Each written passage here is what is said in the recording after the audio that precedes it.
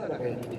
Mais vous allez chacun intervenir par des exemples concrets. Le but c'est ça, c'est qu'on sorte de cette journée avec des propositions. Malheureusement, dans le commerce et services, souvent c'est du temps partiel imposé, qui est 30 heures, 32 heures, 26 heures, qui ne permet pas non plus de faire vivre correctement la famille.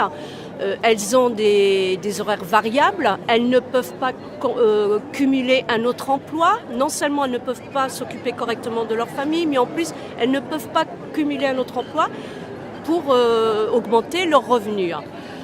Donc on est là aujourd'hui pour dénoncer un petit peu tout cela, demander aussi à tous les camarades présents d'intervenir dans les entreprises pour aller sur la question concilier vie privée, vie professionnelle. Il faut un rapport de force, il faut imposer à la direction de négocier sur des aménagements d'horaires, une organisation qui soit plus adaptée à la femme qui s'occupe des enfants, qu'elle puisse déposer leurs enfants le matin à l'école ou en garderie et récupérer les enfants donc en fin de journée à la garderie ou à l'école, à la sortie d'école.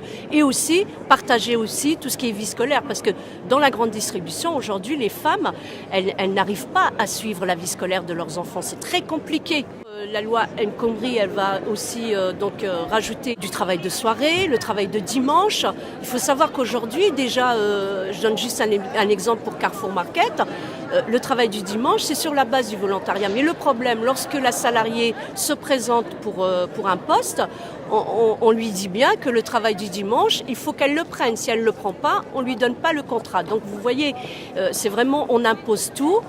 Le travail de nuit, le travail du dimanche, donc ça sera de plus en plus compliqué. Elle va encore défavoriser les femmes qui sont déjà précaires dans les entreprises, dans les commerces et services.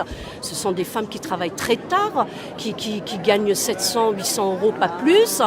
Bien sûr qu'elle va engendrer encore plus de problèmes puisque ça va faciliter un choix. L'employeur pourra choisir les congés, pourra choisir à quel moment elle sera efficace dans l'entreprise, à quel moment il aura besoin d'elle. Oui, bien sûr, on va quand même dans plus de précarité pour la femme encore.